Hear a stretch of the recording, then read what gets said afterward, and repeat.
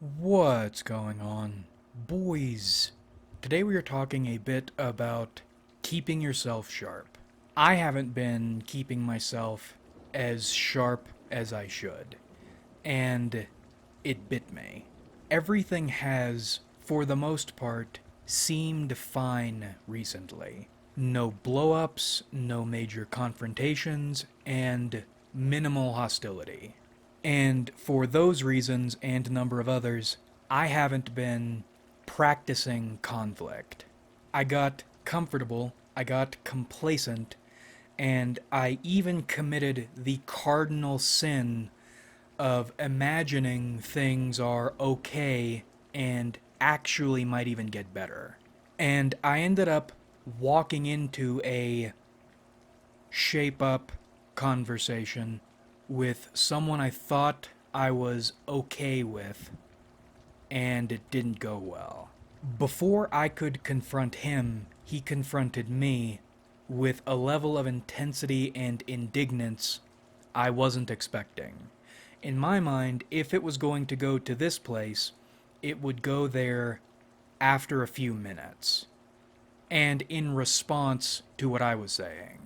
Instead, it went to 100 immediately, aggressing on me. And I was stunned. How did that happen? What do you do when you are supposed to be aggressing on someone and they instead aggress on you? And to a higher level. Not to violence or anything, but yelling, swearing, all that kind of shit. Well, before we move forward in situations like this one and in all others, you need to keep power in mind. Power is first. In an extreme way to look at it, the lowest person on whatever ladder, in violation of whatever laws, can get the highest person following all laws thrown in prison. If that lower person has power or understands how power works, you need to understand what the person you're in conflict with is capable of, regardless of everything else. Power first. What can they do? If the person you're in conflict with has more power than you do, you need to be aware of that first, and then you need to adjust your strategy accordingly. Because let's say you're in a legal struggle, and the person you're in conflict with is in clear violation of a law. But however they do it, they have more power than you do. It doesn't matter that they're in violation of a law. You're still going to lose this exchange if legality is what you're basing your strategy on. Instead, in this situation, you would need to identify where this person's power is coming from and combat them or manage them on that level. If you need to combat people and you intend to do it in any way that isn't gambling and losing, then you need to be as aware of power as you can be. First and foremost, all situations. Now, in this instance, this other person does not have enough power to wound me grievously. And there isn't enough power to override the Articles of Incorporation, our Articles of Incorporation, our bylaws, all that shit. And because this dude came on so intensely, and because I've let myself become so dull, that reality didn't hit me until later in the confrontation. You can't really do anything. You are in violation of these things, and you don't have enough power to override that. You might have enough power to hurt me socially in some ways, but that power level in that realm doesn't beat this power level in this realm. And frankly, once again, power. Those two realms here shouldn't overlap. Now, this other person does have enough power to disregard that and make them overlap somewhat, but still not enough to win this exchange. Now, what was he trying to get me on firing all guns? Tone in an email. Rude tone in one email following a line of fuck-ups, including provable lies. Now, because I'm dull, both in conflict and dull mentally, I made the mistake of considering what he was saying seriously. I knew I was being rude because he had been rude to me a few times before, and if I had been rude to him the way he was rude to me, he would have a problem with it, which is what this confrontation was, or what he had on me. He was upset that I was rude to him the way he was rude to me. And he was right. Not because he was right in the ways he was trying to get me on, but right in the sense, if you do something you can be gotten on, you will be gotten on it. And if you want to go from a more moral perspective, just because someone fucks with you 6 times, that doesn't make fucking with them once okay. Now, I think it does, but if you're going to do it, then you have to do it carefully. I mirrored him, and he got me on it. And when you're dealing with human beings, they don't care what they do or how they do it. All they care about is what you do they can get you on, even if that means doing what they do.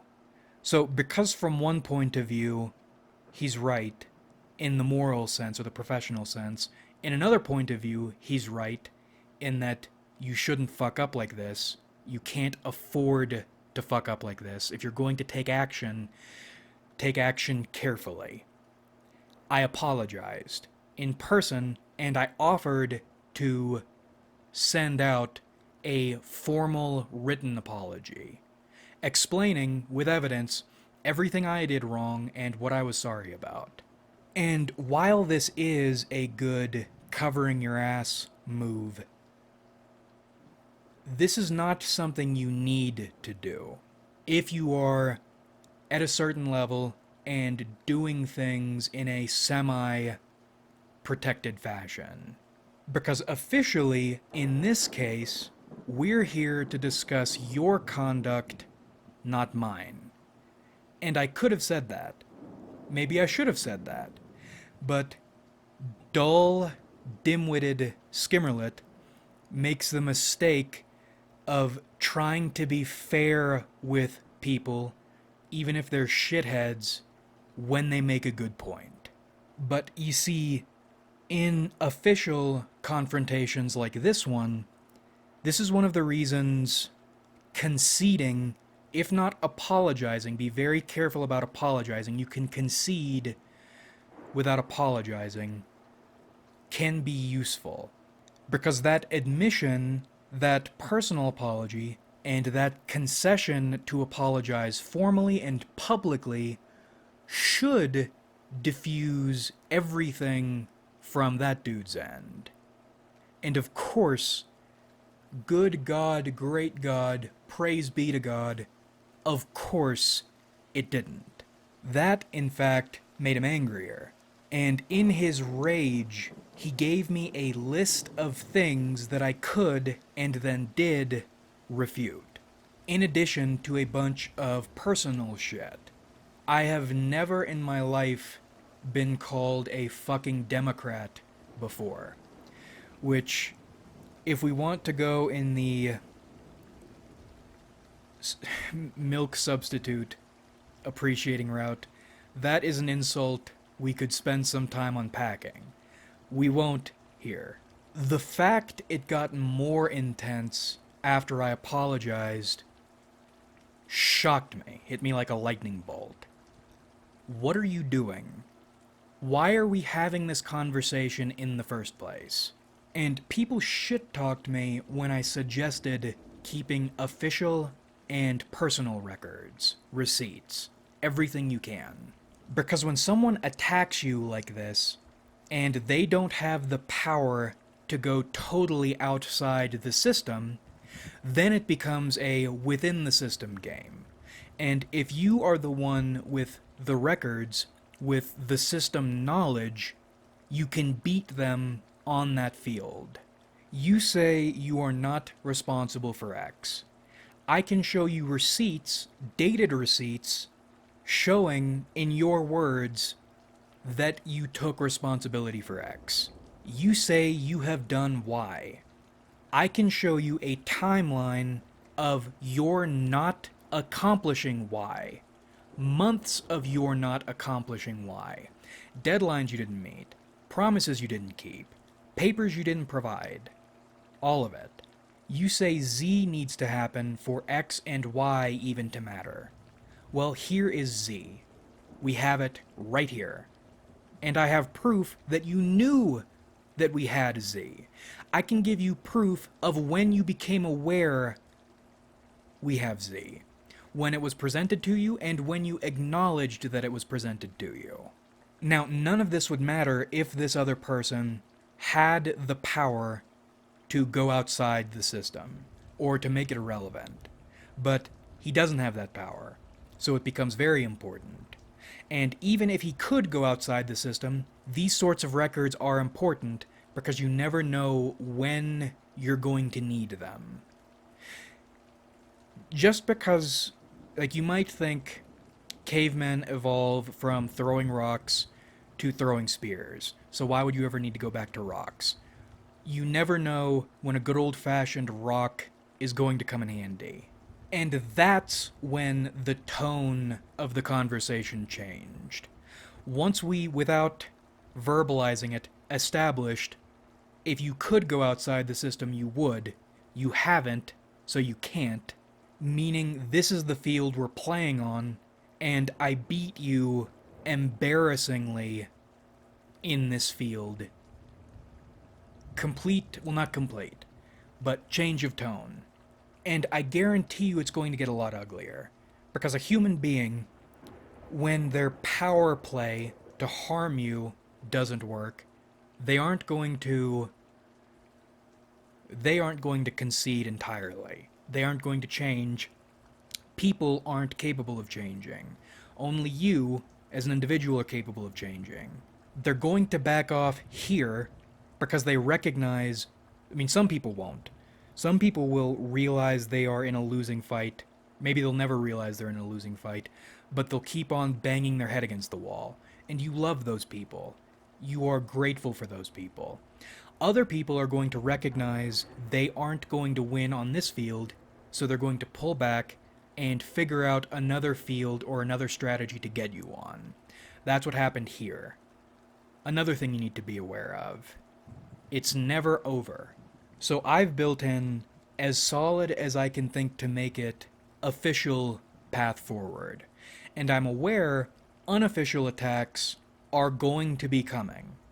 I don't know when or where, but I know they are going to be coming and not in the official field. And if they are in the official field, then I have enough I can combat it. And that's the other thing.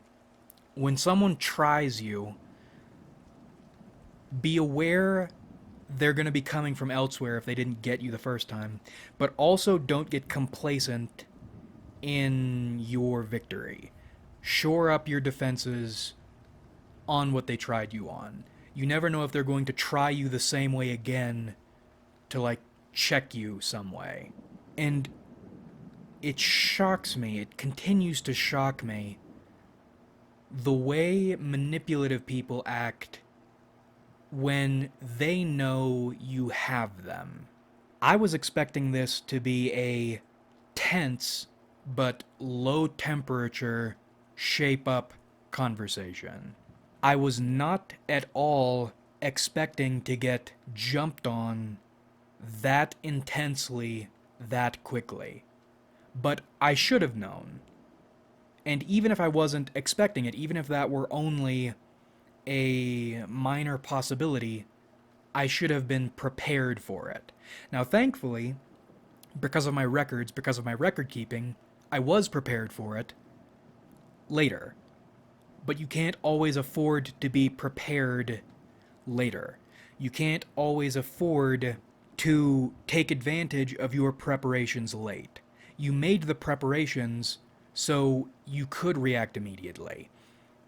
Your preparations might still save you in the end, but if you aren't ready to use them immediately, and you don't have the grace period to stop being an idiot and come online and do your job, you can fail. And this wouldn't have happened to me if I had kept myself sharp. And of course, when you're having a bad time, and I was pretty distraught after this, people don't rush to help you. One person doesn't rush to help you. Anyone who sees you is going to try to take advantage of you, kick you while you're down for their own pleasure. That's what a human being is. And I was very stressed and upset about it. About that confrontation, and about the other people being passive-aggressively shitty to me following it. But despite that stress and physical discomfort, emotional discomfort, I don't know if multiple emotions are allowed to happen at once. Some people might need to help me with explaining that. Maybe it comes from the soul. I'm going to say my soul felt better. Because that intensity of conflict was like getting hit with a defibrillator. I came back alive, and my soul acknowledged that I came back alive. Welcome back into the fray, stupid. Did you enjoy feeling momentarily comfortable? Did you enjoy letting yourself get weak? Did you have fun, ever so briefly, imagining a better world, letting yourself hope that things are actually okay, people are not that bad, and things might get better? Did you enjoy that? Because you just had a wake-up call that could have gone badly. Weaselly people. We mentioned in the very beginning, just because someone is low, appears to be low, rather, and is in violation of shit, does not mean for a second that they don't have power or couldn't grab power. And what you just experienced was a situation in which someone, if you had let them, could have gotten you. Don't hide from reality. Don't hope for a better reality. Put yourself among people constantly. Don't let yourself get dull. Take every opportunity you can to engage in conflict. Because you can run, you can hide, but conflict is going to get you. And if you aren't ready for it, then people can really fuck up your life if you aren't ready. If you don't know how to keep your cool and aggress, or retreat if you have to. You need to understand how to fight with people. You need to be comfortable fighting with people, because they are going to come and get you. And there's no law, no morality, no God that is going to save you from them if you let them get you and you aren't ready. In summary, understand where power is and how it operates. Keep personal records in your language for yourself, so you can reference by yourself, and keep official records written officially so you have ammunition, official ammunition if someone tries you. Official record keeping is your ammunition. Personal record keeping is your situational awareness. What you need to aim at, how you need to aim. Take every opportunity you can to engage in conflict, even if it's small, even if it's stupid, just to get comfortable under pressure. Don't let yourself get comfortable. Don't get caught in Fantasyland. You might feel bad, you might want to vomit from stress, but you'll at least feel good in your soul knowing that you are dealing in reality in an effective way, without illusions, with actions, and with plans. And keep in mind, concessions can be useful, and apologies can be very useful if you are rather careful and extremely careful, respectively. Because a concession could just be, I'm hearing what you're saying, and I'll think about it. That's a good way of tabling something in an acknowledging way. Whereas with an apology, again, that can be very effective, but you are establishing a new standard, right? Because most people, if they apologize at all, they won't honor it. They won't change their behavior. If you do it and you don't honor it, it's going to be a huge problem. So if you're going to apologize, ensure it's in a way that establishes a standard of action you can and should maintain. If you think you can't or shouldn't, deal with a concession if you can't get them at that instant. And also, it's never over. Just keep that in mind. It is never over. Something from 10 years ago can come back and really fuck up your life if you make the mistake of thinking it's over. It is never over. And one last one we didn't discuss in the video, but we'll throw in the summary. Have a plan for everybody.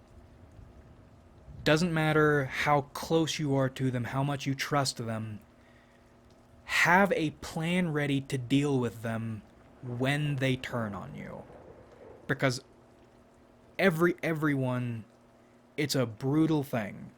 It's a sad thing. I would hug you if I could. Everyone is going to turn on you viciously at some point. I know it hurts, I know it stinks, and God willing, it'll never happen. Maybe Skimmerlit's crazy. Skimmerlit is probably crazy. Make the plans anyway, and hope you never have to use them. But that about rippity wraps this one up. I hope you enjoyed watching, because I certainly enjoyed making it.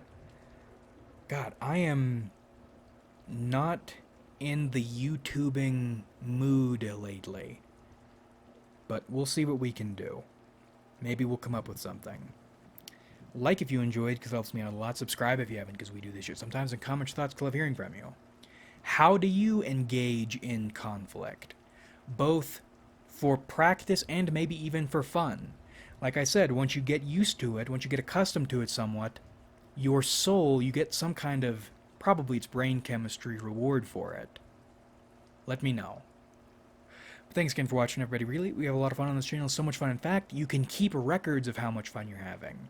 The exact amounts of fun, and when those amounts of fun were had. And that's how much fun we have on this channel, and I look forward to doing this with you guys again in the future.